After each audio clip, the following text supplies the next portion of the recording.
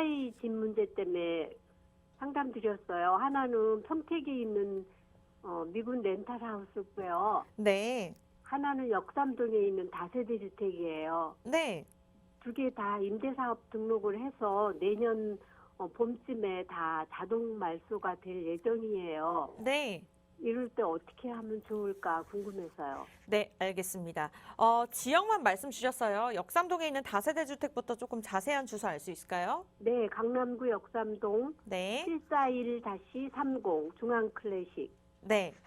그리고 하나는 평택시 신장동 네. 405-12 클라우드9. 알겠습니다. 역삼동에 있는 741-30번지 중앙클래식 다세대 주택 말씀 주셨고, 그다음에 평택에 있는 클라우드9 405-12번지 맞을까요? 네네. 네, 두 가지 물건에 대한 상담 도움 드릴게요. 팀장님과 인사 나눠보세요. 네. 안녕하세요, 청자님.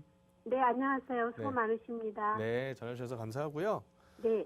제가 뭐 평택 거는 굳이 주소까지 찾아가서 볼 필요는 없을 것 같고, 네. 일단 임대 사업자 말씀을 하셨어요. 네. 임대 사업자가 단기로 내셨나요? 장기로 내셨나요? 단기. 4년짜리를 내셨나요? 네. 얘가 내년에 만기가 된다고요? 네. 두 개 다? 네, 두 개 다요. 자, 2021년에 만기가 됐을 때 직권 말소가 되면 어떻게 하느냐? 네. 그리고 지금 얘를 1번 물건, 강남에 있는 물건을 전세로 주고 계신가요? 월세 받고 계신가요? 전세요. 전세로? 네. 다세대라고 하셨죠? 네. 방이 몇 개짜리일까요? 투룸. 투룸짜리. 네. 매수하신 가격은요? 매수가 3억이고요. 전세 네네. 그때 당시 4억이고 전세를 3억 5천에 냈었어요.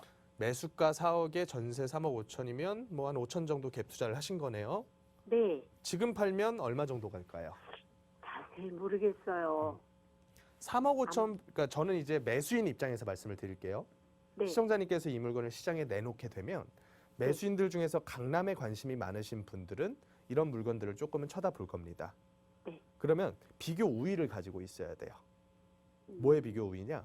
일단은 월세를 받고 있다면 옆에 있는 물건들보다 수익률이 좋거나 네. 아니면 전세를 받고 있다면 갭 투자 금액이 적거나 그런 관점에서 봤을 때 강남 일대의 방 2개짜리 투룸을 갭 투자하는 금액이 신축 기준으로는 지금은 거의 1억에서 1억 5천까지 가버렸고요. 네. 구축도 7, 8천에서 한 1억 정도까지 가버렸어요. 그러면 제가 보건대 얘는 4억 초반대가 되지 않을까 싶어요. 매도하게 되면. 그런데 그게 지금 전세를 2년짜리를 두 번 지금 놓고 있는 상황인데요. 안 2년 올리셨어요? 됐을 때, 한 번도? 네, 안 올렸어요. 그럼 동네 전세 시세는 어느 정도 갈까요? 전세가 뭐 한 4억 정도, 4억에서 4억 초반 간다는 얘기는 들었거든요. 그거는 면적이 조금 커야 되는데. 이게 조금 큰 편이에요. 다른 아, 것보다. 그래요? 몇 평 정도 될까요? 30.42 제곱미터. 30점 42. 42 제곱미터요? 네. 그러면 이거 전용 면적으로 등기상 면적이 한 9평 정도 된다는 얘기인데. 아니요, 아니에요. 이게 전용 면적. 그러니까요. 등기상 면적이 30 제곱미터라고 하신 거잖아요. 3.3 제곱미터가 한 평이에요. 네. 그러니까 이게 등기상 면적으로 9평인데 확장 공간이 한 3평 정도 들어간다라고 보시면 될 거예요. 그런데 그때 당시에 제가 한 14평 정도로 듣고요. 네네. 실제로 봤을 때도 다른 투룸보다도 컸었어요. 그렇다라고 보면 14평 잡으면 될 것 같아요. 네. 자, 14평에다가 3억 초반대여도 제가 봤을 때는 4억 중반 매매가를 넘기기는 쉽지 않을 거예요. 그래요? 이게 굉장히 동네에서 좋은 입지다. 그리고 건축도 굉장히 좋게 해놨다. 라고 하면 뭐 4억 후반대 내지 5억대까지 가지 않을까 싶어도 그거 이상 기대했다가는 매수인이 없을 거예요. 그런 개념으로 보시면 되고 평택에 있는 건 월세 받고 계신가요? 네. 평택 월세 얼마 받고 계세요? 158만 원. 158만 원. 매수가는요? 3억 2천. 3억 2천. 수익률은 괜찮아요. 수익률은 제가 봤을 때는 거의 한 5% 이상 나오는 건데 이 정도면 네. 일단은 평택에 있는 렌탈하우스 개념의 주택들이 공통적인 특징이 뭐냐면 임차인에 대한 위험이 굉장히 커요. 공실에 대한 우려가 언제든지 발생할 수 있다라고 하는 거예요. 네. 그렇다 보니까 얘를 장기적으로 끌고 가가지고 노후될 때까지 끌고 가버리면 팔고서 빠져나올 만한 전략이 별로 없어져요. 네. 주변에 비어있는 땅들도 많기 때문에 노후되면 옆에 새롭게 지어버리는 게 더 싸게 먹히거든요. 그래서 제가 보건대 일단은 임대사업자 만기가 됐을 때는 5년 네. 동안 직권 말소랑 자진 말소랑 달라요. 네. 직권 말소거든요. 이거는 임대 기간이 만료가 됐을 때. 네. 그랬을 때는 5년 내에만 정리를 하게 되면 일반 과세를 받을 수가 있어요. 그 5년이라는 게 내년부터 5년인가요? 그렇죠. 만기일로부터 5년까지는.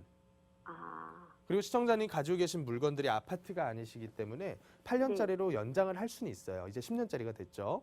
네. 그런데 제가 봤을 때는 평택거 하나 정도는 정리하시는 게 맞다.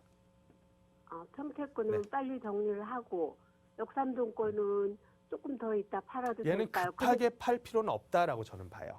그럼 그랬을 네. 때 이 아이가 제 딸아이가 집이 없어요. 네네. 결혼을 해서 사는데 집이 없고 전세를 살기 때문에 그러면 얘는 집이 지금 한 채가 되는 거죠. 이게 두 개 다 따님 명의로 돼 있으신가요? 네네. 지금 그러면 이건 주택으로 포함이 되시는 거예요.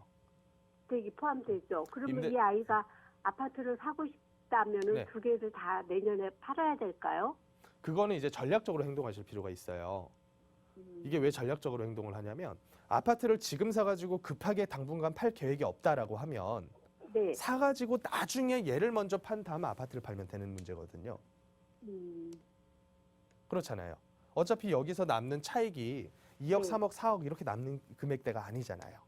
네. 투자 금액이 작기 때문에 매력적인 투자인 거지. 음. 그렇기 때문에 저는 아파트를 나중에 살 때가 돼서 한번 상담을 다시 하는 게 좋겠다. 요 정도로만 하면 될 것 같아요. 돼서 네. 저기 역삼동 집도 그때 가서 팔면 좀 괜찮을까? 파는 순서를 역삼동 그 다세대부터 파는 걸로 가게 되면 살고 네. 계신 아파트 2년 동안 거주 기간 충족하시게 되면 비과세 받을 수 있어요, 나중에. 그래서 이거는 어떻게 보면 세무 상담이에요. 저랑 할 상담이 아니라. 아, 그래요? 일단 오늘은 네. 여기까지만 정리를 하고요. 다음에 네. 아파트 사시게 될 때 전화하시죠. 네, 감사합니다. 고맙습니다.